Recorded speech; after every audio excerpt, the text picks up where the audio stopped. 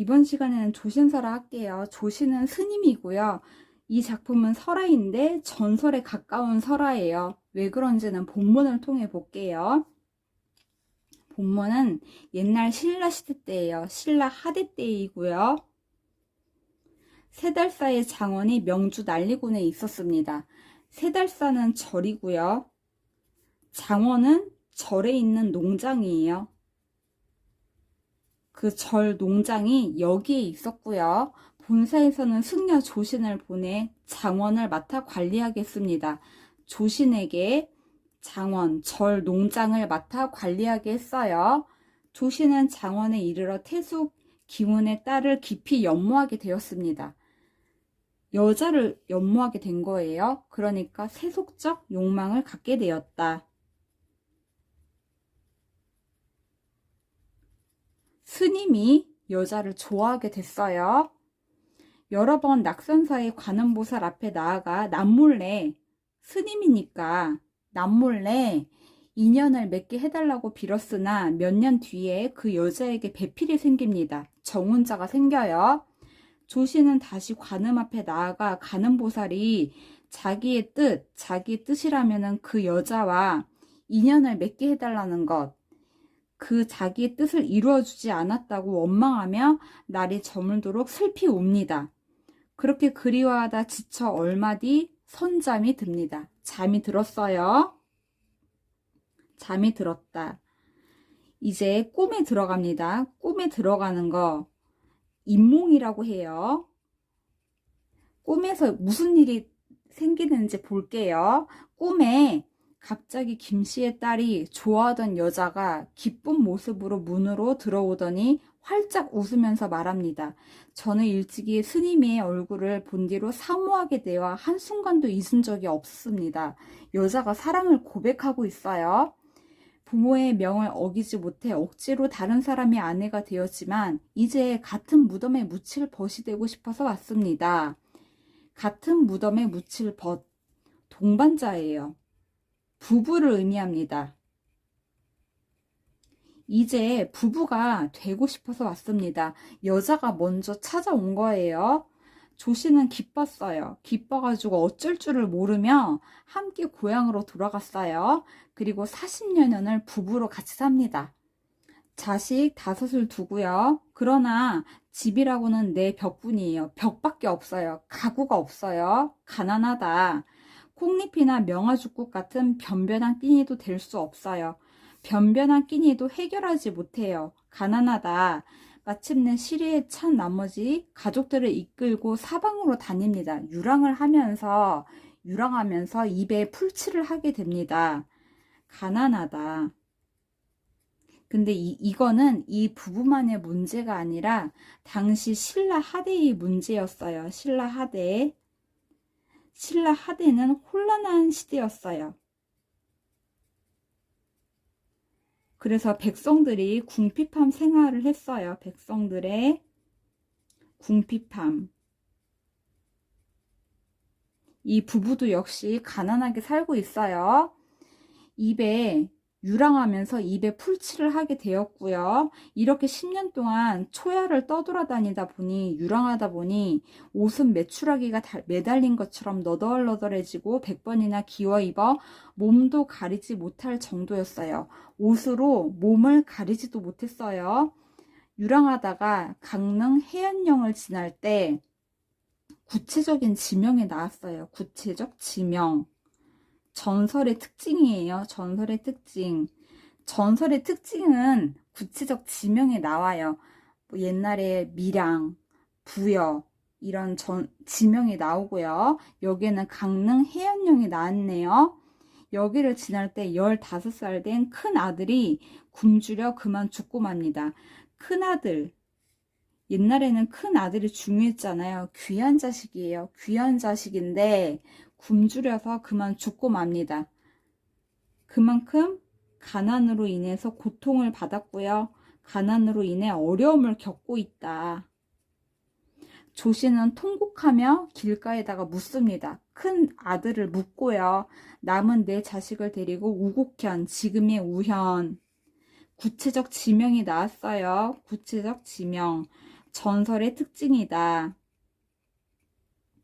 구체적인 지명이 나오니까 전설을 진실로 믿게 되는 거예요. 전설의 특징, 진실성이 있어요. 여기에 도착해서 길가에 띠풀로 엮은 집을 짓고 삽니다. 집을 지었는데 띠풀로 엮어서 살아요. 그러니까 변변치 못한 집인 거예요. 가난하다. 부부가 늙고 병들고 굶주려 일어날 수 없게 되었어요. 그러자 10살 난 딸 아이가 돌아다니며 구걸을 합니다. 10살 딸 아이가 구걸을 해요. 지금 같으면은 뭐 아동 학대라고 하겠죠? 그러다가 마을의 개한테 물려서 부모 앞에서 아프다고 울며 드러눕자 부모는 탄식하며 하염없이 눈물을 흘립니다. 부인이 이제 여자가 눈물을 씻더니 갑자기 말합니다. 내가 처음 만났을 때는 젊었을 때잖아요. 그러니까 얼굴도 아름답고 꽃다운 나이, 젊은 나이에 옷차림도 깨끗했습니다. 여자의 아버지는 태수였어요. 그러니까 좋은 벼슬이었어요. 옷차림이 좋았겠죠. 옷차림도 깨끗하고 좋았어요. 그래서 맛있는 음식은 한 가지라도 당신과 나누어 먹었고 따뜻한 옷감은 몇 자라도 당신과 함께 해 입었다. 집을 나와 함께 산 50년 동안 정부는 가까워졌고 은혜와 사랑이 깊어졌고 두터운 인연이라고 할 수 있습니다. 우리 이렇게 은혜도 깊고 사랑도 깊고 두터운 인연이다. 그러나가 나왔어요. 이제 상반된 내용이 나옵니다. 상반된 내용. 몇 년 이래로 쇠약해지고요. 병이 심해지고요.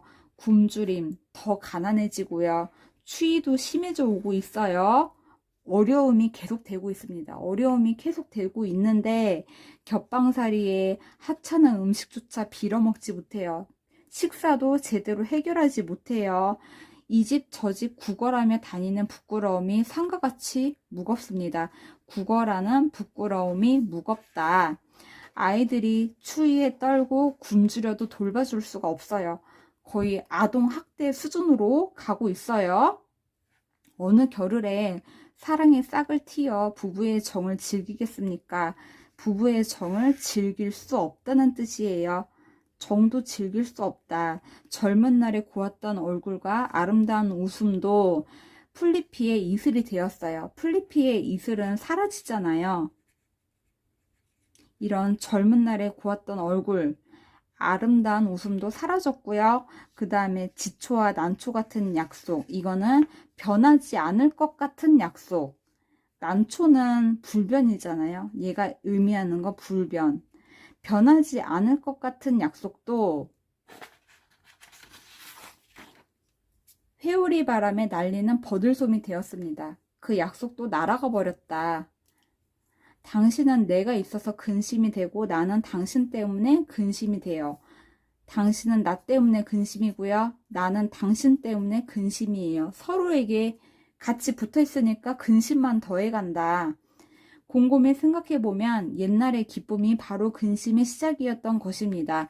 옛날의 기쁨, 우리가 처음에 좋았던 것, 좋아했던 것, 그것이 바로 근심의 시작이었던 것입니다. 당신이나 나나 어째서 이 지경이 되었는지요.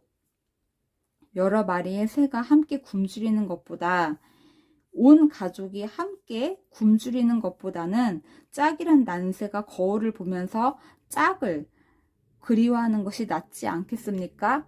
짝을 그리워하는 게 낫지 않겠습니까? 헤어지자고 말하고 싶은 거예요.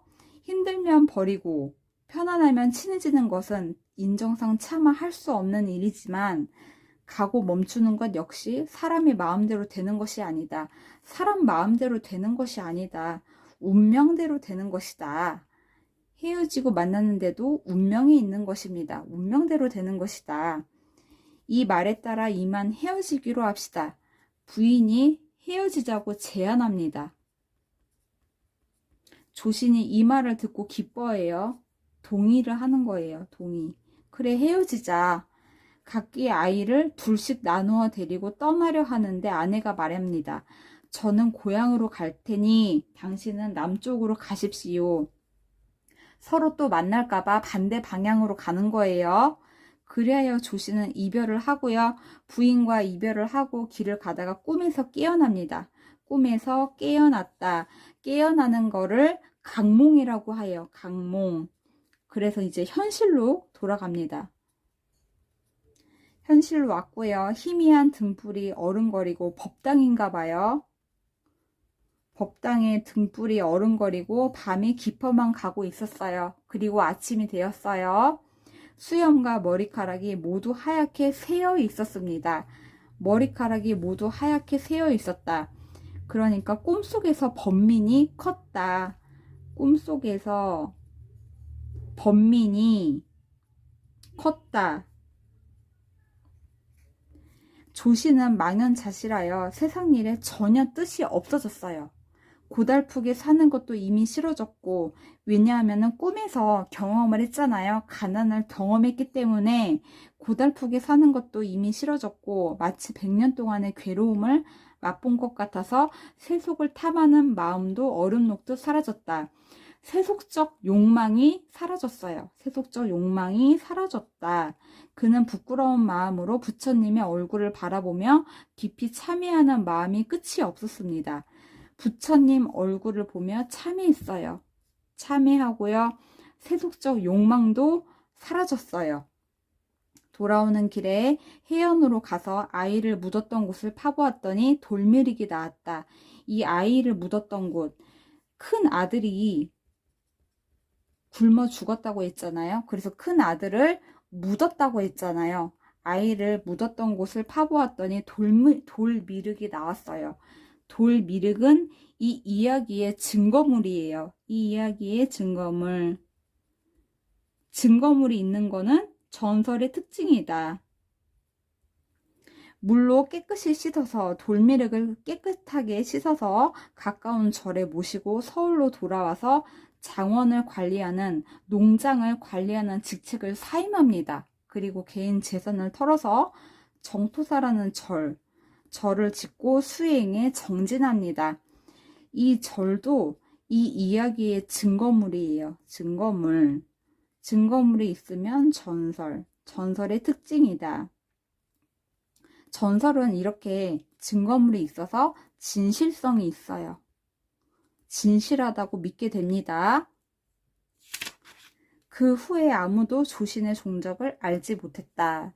여기까지 조신 설화의 내용이었고요. 다음과 같이 논평한다. 서술자가 논평을 합니다. 이 논평 부분에서 주제가 드러나요. 이 전을 읽고 나서 책을 덮고 지난 일을 곰곰이 곰곰이 생각해 보니까 어찌 반드시 조신의 꿈만 그러하겠는가. 지금 모든 사람이 인간 세상의 즐거움을 알아서 기뻐하면서 애를 쓰지만 특별히 깨닫지 못할 뿐이다. 무엇을 깨닫지 못하냐? 인생 무상을 깨닫지 못할 뿐이다. 따라서 노래를 지어 경계한다. 여기서 경계하는 것은 세속적 욕망을 경계합니다. 이 노래는 세속적 욕망을 경계하는 노래예요. 즐거운 시간은 잠시뿐이고 마음은 어느새 시든다. 즐거운 것은 시든다. 남모르는 근심 속에 젊던 얼굴 늙었네. 젊은 것은 늙게 되어. 즐거운 것은 시들고 젊은 것은 늙게 되어. 인생 무상이다. 다시는 좁쌀밭 있기를 기다리지 말지니. 이거는 중국 고사 내용이에요. 어떤 메시지를 담고 있냐면은 인생이 더덥다. 인생이 더덥다. 부귀 영화가 허무하다. 이거 허무하다. 인생 무상 이런 내용이에요. 바야흐로 힘든 삶 한순간에 꿈인 걸 깨달았다. 인생 무상을 깨달았다. 인생 무상이 깨달음.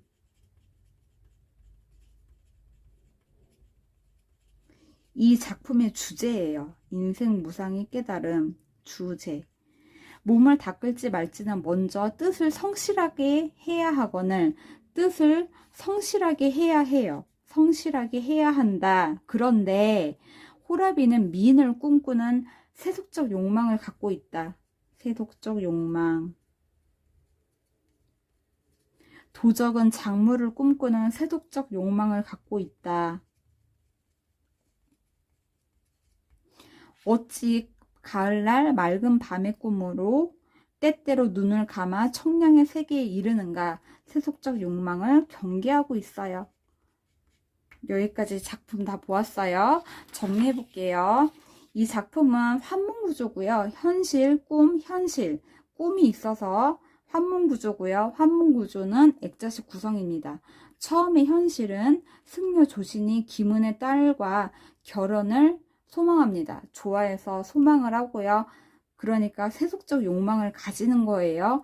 그런데 김은의 딸이 다른 남자와 결혼하게 되자 조신은 관음보살을 원망합니다. 그러면서 잠에 들어서 꿈을 꾸게 되고요. 꿈에서 김은의 딸이 찾아와 조신과 부부의 연을 맺습니다. 꿈에서는 이제 소원이 이루어졌어요. 5 자녀를 두고 살지만 가난으로 인해 유랑하며 고통스럽게 살아갑니다. 가난의 고통이 있어요. 가난의 고통. 결국 큰 아들이 굶어 죽고요. 부부는 헤어지기로 합니다. 헤어지는 결말로 끝나고요. 이제 꿈에서 깨어나가지고 현실로 옵니다. 현실로 와서 조신은 인생무상을 깨닫고, 이 작품의 주제예요. 인생무상을 깨닫고 정토사라는 절을 세우고 수행에 정진하게 됩니다. 여기까지 정리할게요.